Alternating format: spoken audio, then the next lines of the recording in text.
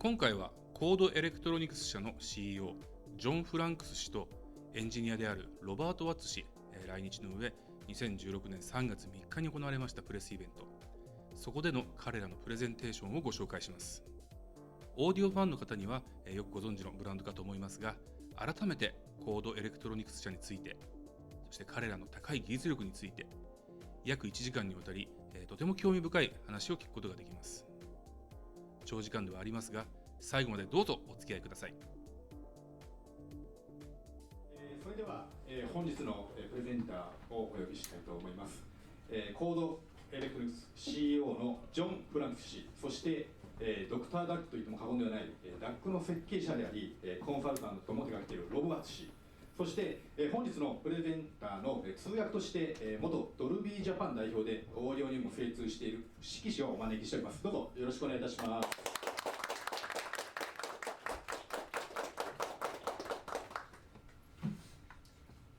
それでは、ここからは、伏木さんに、バトンを渡して、プレゼンテーションを進めていただきたいと思います。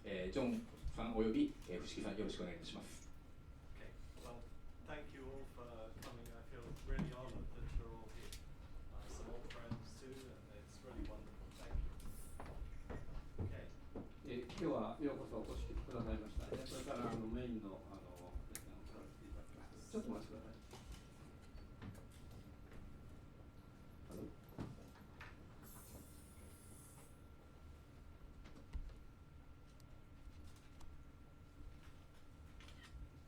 Here is a wonderful picture of Rob and I when Rob was just a little bit hairier. I should explain that it's changing. ここまでなかなかナイスツーショットですけども、ロブの少し髪が多いかなという。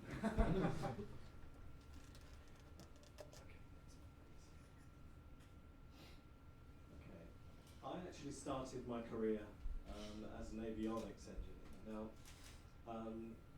avionics is a very strict discipline. That's electronics for aircraft.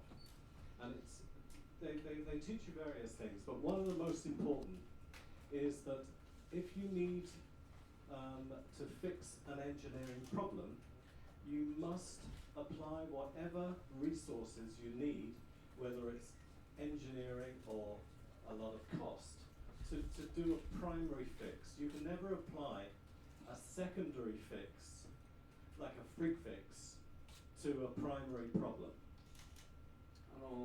彼の、バックグラウンド経歴ですけれども、もともと航空電子工学分野の仕事をしてきました。でそれは厳しい世界でして、技術的であれ理想に絡むことであれですね、何か問題に直面したときに代案的な対策で済ませるということはやってはならないという厳しい決まりがあるような世界です。And because that philosophy was instilled into me as a young engineer, when I started CHORD Electronics, I brought that philosophy over, and I think that had a particular bearing on the working relationship that I was later to develop with Robert. で若い時にそういう世界で育ったということもありまして、彼がオーディオの会社を起こした時にやはりその企業運営というんですかね、そういったものをやはり生かしていくということで、それ以降例えばロブさんと仕事をする上でもそういうことに厳しく接してきたということだと思います。So I went full time and started CHORD in January 1992. Now, we got running and we started supplying people and we were very lucky because the BBC had a requirement for a special amplifier, and they came to me and they asked if I could submit a sample, and they said, well, it may take many weeks for the unit to be qualified, but it showed how much they needed the product because they actually phoned a few weeks later and said the unit was already qualified, and so it gave a great boost to the start of the company. 仕会社始めて幸運だったのは、ちょっとなんていうか要求の特殊なアンプを BBC の方から依頼があって、サンプルを作ってですね、その評価はもう何週間も結果出すのにかかるかなというようなことを言われてたんですけども、2、3週間でその結果が出てきて、受注に成功したということが、始まりだったんです。So around about around about 1994, I've been running a couple of years. I went to Las Vegas for the CES show, and I happened to meet a young and enthusiastic engineer who said he was a DAC designer mostly, but he designed a lot of amplifiers as well. He showed me some of the technology that he was working with, and I was really very, very impressed. But it seems strangely that the fates were somehow conspiring to bring us together as a working partnership, because strangely, Rob actually lives around 300 miles from where I live in Kent. So he lives in Wales, and I live in the far east, southeast corner of England called Kent. ここに書いてある通りですが、C 賞で実はロボットを始めてありました。94年のことです。で、その当時、20数年前ですか、若い精力的なダックの設計者だったということで、これはですね、あったというか、何か運命的な出会いだったという感じです。で、その運命的という意味ではですね、2人イギリスでもともとは300マイルぐらいそれぞれ離れたところ、彼はケントにいて、イギリスの南東部ですけども、ロンさんはウェールズの方に。So Rob said that he told me he lived in Wales, I live in Kent, and he said, oh, strangely, my parents are moving down to Kent. And I said, oh, that's nice, that his mother and father were going there. And he said, yes, they're moving to a town called Maidstone. And I said, oh, I actually live in Maidstone. And then Rob said, yes, they're moving to a district in Maidstone called Allington. I said, that's strange, I used to live in Allington. And then he said, yes, they're moving to a street called Allington Way. And I said, that's really strange, because I've just sold a house in Allington Way. And he said, yes, it's the house on the corner. We both said the corner at the same time, because Rob's parents had actually bought my old house. So really a strange coincidence that meant that when he called back, he called me a Chord about a year after this meeting. I remembered who he was. He was the guy whose parents had bought my old house. じゃあロブが君はケントに住んでるか、実は僕の両親はこれからケントの方に引っ越すんだよと言ってですね、ケントのどこですからメイス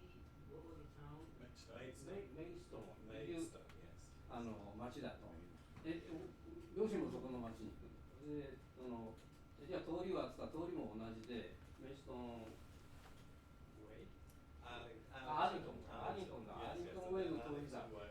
さらに話をしていくと、それで住むところは彼がもともと住んでた古い家を買って両親が引っ越すんだっていう奇遇だったんですね。So really it was quite an odd coincidence.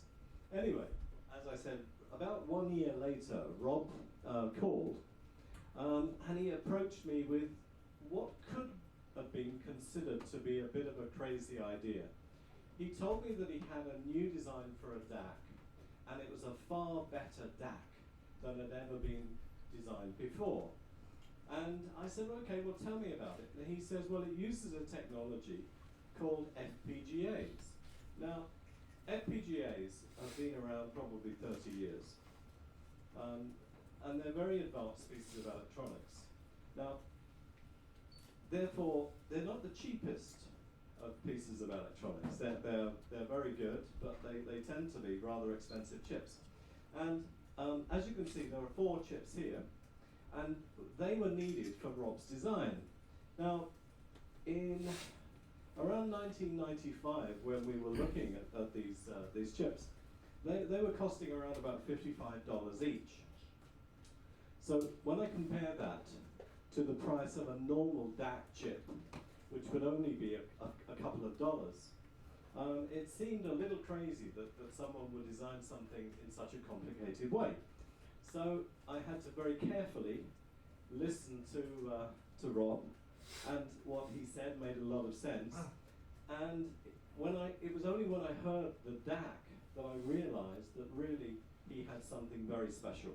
I'd never heard digital electronics sound the way this DAC had sounded. And this DAC went on to become our next product.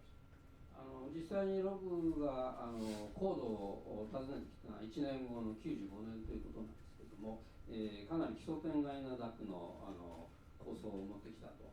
でここの写真にある通り、FPGA っていうのは、30年ぐらい使われている技術かと思いますけども、相当処理の大きなもので、4つ使わなきゃいけないと彼は。でしかもですね、その当時ですからチップ1つが55ドルぐらいしたと。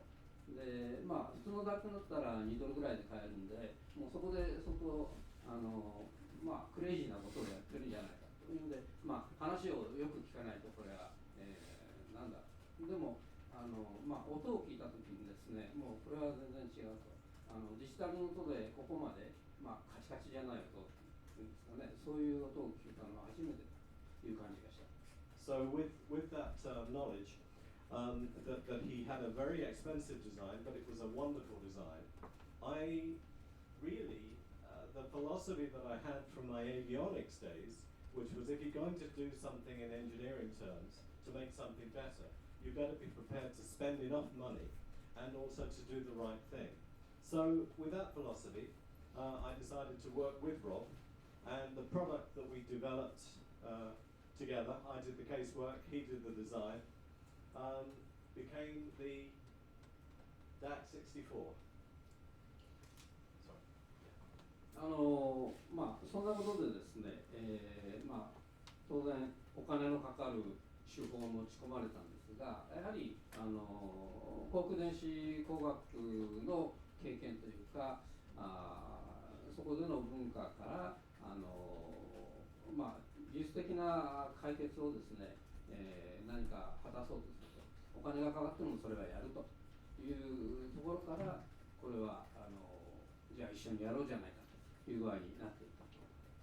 So, as I say, the design went on to become our first very successful DAC. It was part of our Coral range products, and we're still making that Coral range.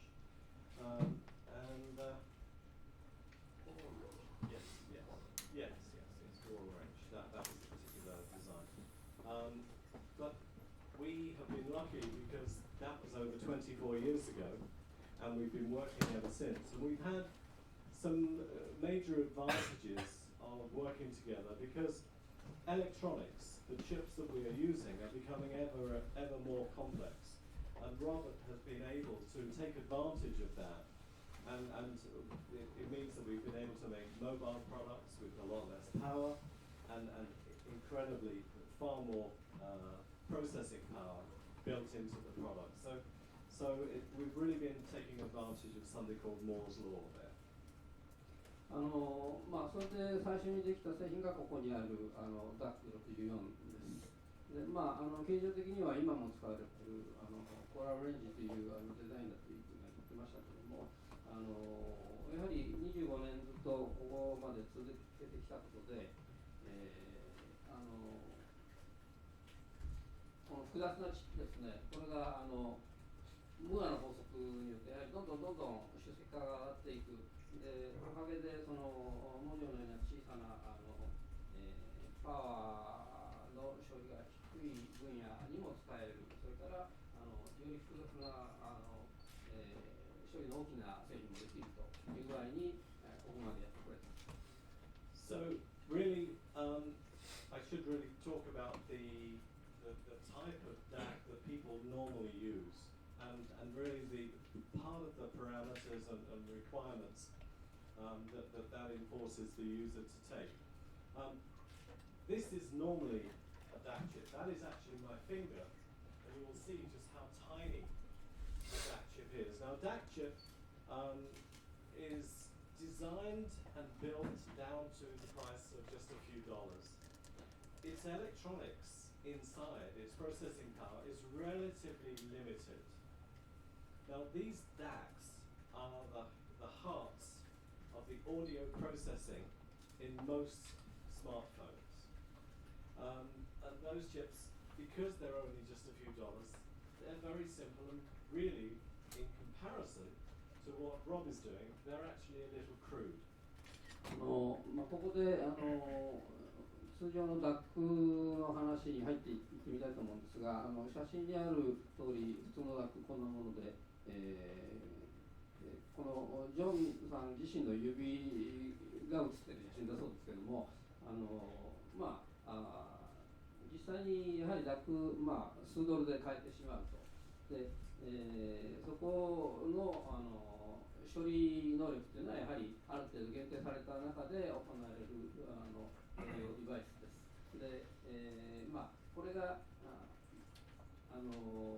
結局はどういう携帯製品であれ、そこの心臓部というかここで使われているのが現実がある。で、実際にそのオーディオ処理能力というのはある意味では、相当限定的なレベルだと言わざるを得ないだろう。So perhaps really I should explain a little about Rob's expertise. Rob is a specialist now in FPGA design. Now an FPGA is basically something like a blank canvas of electronics that an artist or a good electronics engineer can program in that actually then becomes a hard circuit. So it's a rather complicated device.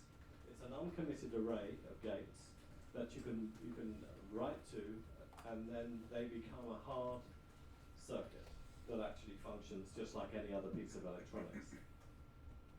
その違いということで FPGA というのはですね、ロブがこれを使うという具合に持ってきたものですけども、言ってみればデバイス的には黒いキャンバスのようなもので、そこに、設計を何か回路として、考える。そうすると固定された電子回路的なものがそこに、出来上がるという感じのデバイスになるわけですね。So really, when you compare the actual electronics that would normally be in a DAC chip to the type of electronics that you would see in a design from Robert, the scale of the electronics, the processing power, is considerably greater. It will be rather like the next one, please. It could be compared as such. The scale of the electronics in Rob's design is rather like a city, a complete city with the metro and absolutely everything all in place. Whereas within a DAC chip, the amount of electronics could only really be compared to just one city block. That's the difference in scale. ロブがそこに設計して書き込むその回路の規模っていうのはですね、例えて言うとここにお見せしているように大きな都市の景観全貌を見れるぐらいの広さがあるのに対してラックチップでやれることっていうのはもうその街の1ブロックぐらいを見てるに過ぎないぐらいの、差があるんじゃないか。So that really brings me to one of our latest products, which is Mojo. Mojo is the culmination of many years' work and takes advantage of some very low power FPGA development from Xilinx.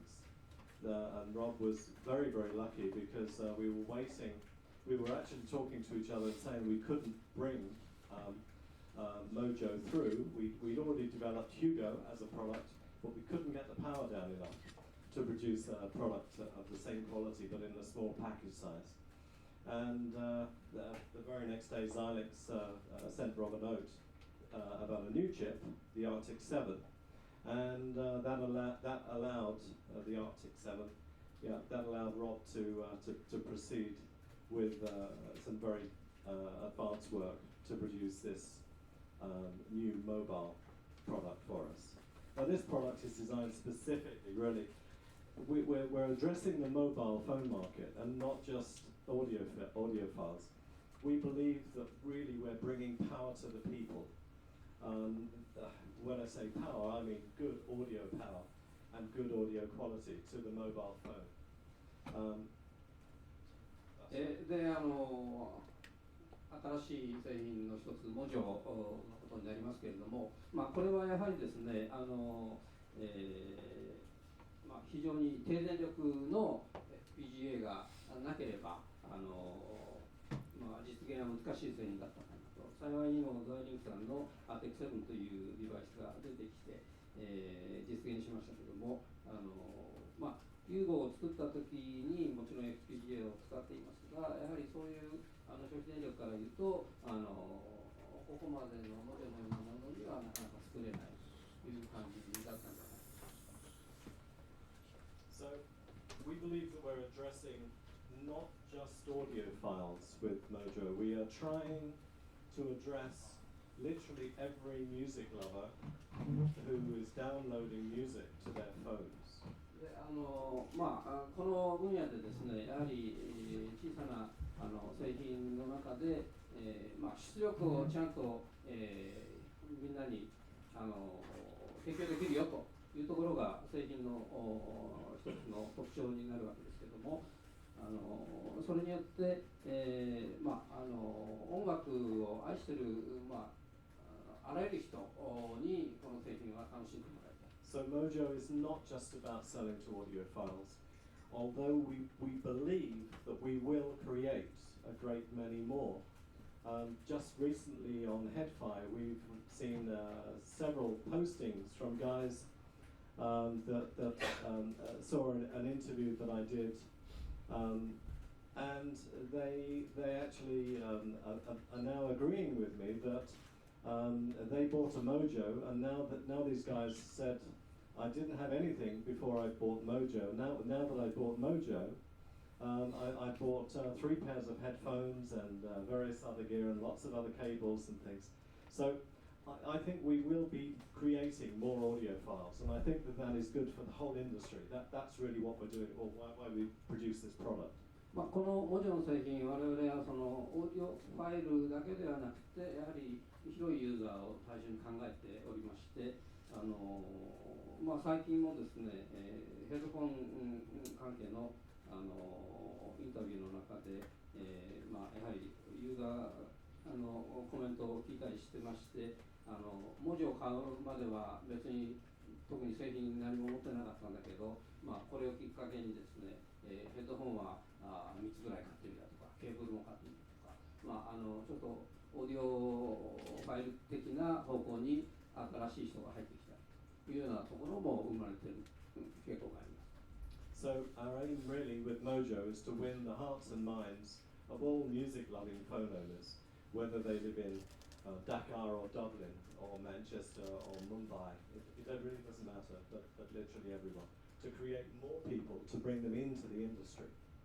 音楽が好きな誰でもですね、彼らの意識とハートをとにかくここに勝ち取っていきたいということで、それは世界のどこであれ、ユーザーを増やしていこうという意識で文字を作っています。So very briefly, Mojo has been designed to be very easy to use. It'll work from 32 kilohertz right up to 768 kilohertz. It's superbly powerful, able to drive all headphones. It has a very low noise floor. It doesn't have a lot of switches to control various functions. It's all automatic. The design is compact and is about as small as we could get it for the power. And I hope you think it's stylish and comfortable in the hand. and of course it's accessible and affordable, and physically very tough as well. 32 kilohertz to 768.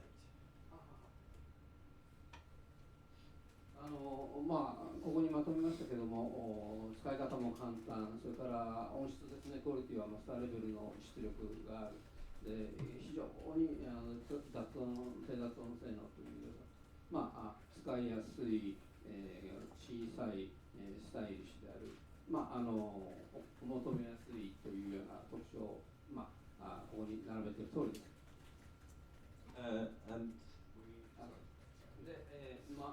しかも、32キロから768キロまで、サンプリング周波数対応したりしております。